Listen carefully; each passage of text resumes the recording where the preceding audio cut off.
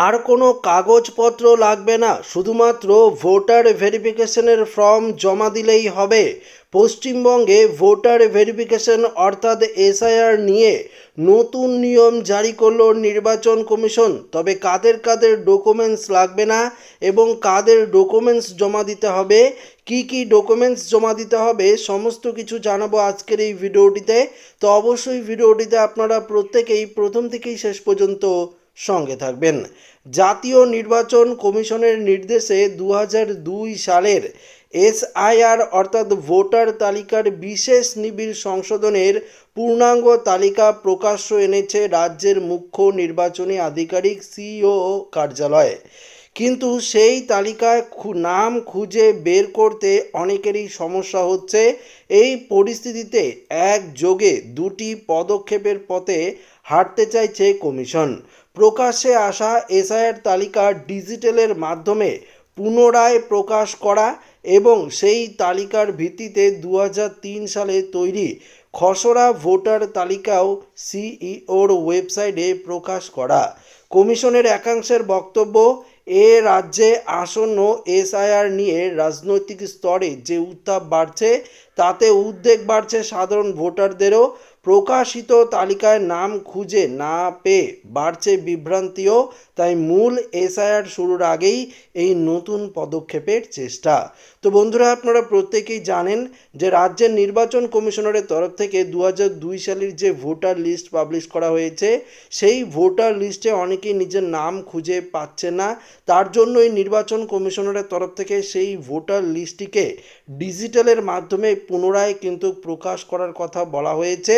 পাশাপাশি 2003 সালের যে খসড়া ভোটার তালিকা রয়েছে, সেই তালিকাকেও পুনরায় ডিজিটালের মাধ্যমে প্রকাশ করার নির্দেশ দিয়েছে নির্বাচন কমিশন।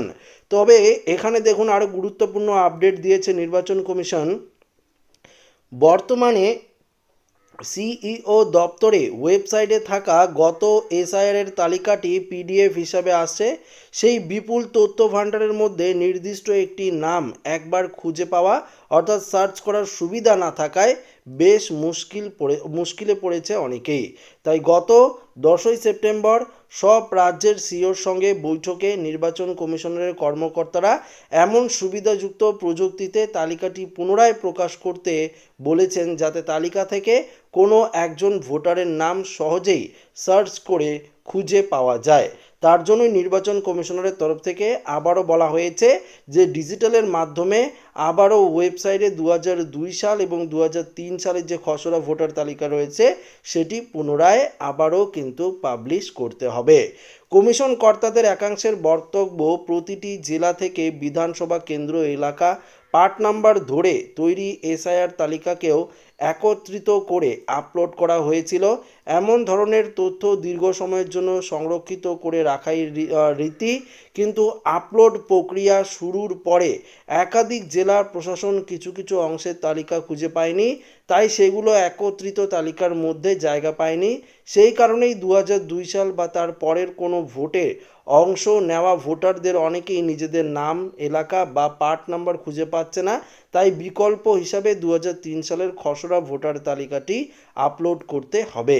কমিশন সূত্রের বক্তব্য, 11ই সেপ্টেম্বর 2002 সালের এসআইআর এবং চলতি বছরে প্রকাশিত ভোটার তালিকা মিলিয়ে দেখার কাজ শুরু হয়েছে। এই বছরে তালিকাও থাকা ভোটারদের কতজনের নাম 2002 সালের তালিকায় পাওয়া যায় তা আগে থেকে নথিবদ্ধ করে রাখতে হবে। এমন ব্যক্তি বা তাদের সন্তানদের কোনো নথি দাখিল করতে হবে না। তো বুঝতেই পারলেন, যাদের পরিষ্কারভাবে এই লাইনটি দেখুন, আবারও বলে দিচ্ছি, যাদের 2002 সালের তালিকায় নাম পাওয়া যাচ্ছে বা 2002 সালের তালিকায় নাম আছে বা তার আগে থেকে নথিবদ্ধ করে রাখতে হবে, তার নাম আগে থেকেই নথিবদ্ধ করতে হবে, এমন ব্যক্তি বা তাদের সন্তানদের কোনো নথি দাখিল করতে হবে না। দেখতে পাচ্ছেন, প্রয়োজন হবে না যাচাইয়েরও। তো ধরুন আপনার বাবা মার নাম যদি 2002 সালের ভোটার তালিকায় থাকে, তাহলে শুধুমাত্র ফর্ম ফিল আপ করে আপনারা জমা দিলেই হবে, কোনো রকম নথি আপনাদের দিতে হবে না। এমনটাই কিন্তু পরিষ্কারভাবে এখন ফাইনালভাবে জানিয়ে দিয়েছে নির্বাচন কমিশন। শুধু কমিশনের নির্দিষ্ট আবেদনপত্রটি পূরণ করে রাখলেই চলবে। তো বুঝতেই পারলেন, শুধু যে এনুমারেশন ফর্মটি থাকবে সেই ফর্মটি আপনারা ফিল আপ করে জমা দিলেই হবে, অন্য কোনো রকম ডকুমেন্টস কিন্তু আপনাদের লাগবে না। এবার প্রশ্ন হলো, যাদের 2002 সালের ভোটার লিস্টে নাম নেই বা 2003 সালে যে খসড়া ভোটার তালিকাটি প্রকাশ করা হয়েছে তাতেও আপনাদের নাম নেই, আপনাদের ক্ষেত্রে কি কি ডকুমেন্টসের প্রয়োজন হবে বলা হয়েছে। 1987 সালের আগে জন্মগ্রহণ করা ভোটারদের নাম যদি 2002 সালের তালিকায় না থাকে তাহলে সেই সব নথির যে কোনো একটি দিতে হবে, অর্থাৎ সরকারি কর্মীদের পরিচয়পত্র, 1987 সালের 1 জুলাইয়ের আগে কোনো সরকারি নথি যেমন ব্যাংক, পোস্ট অফিস বা এলআইসির নথি হলেও চলবে।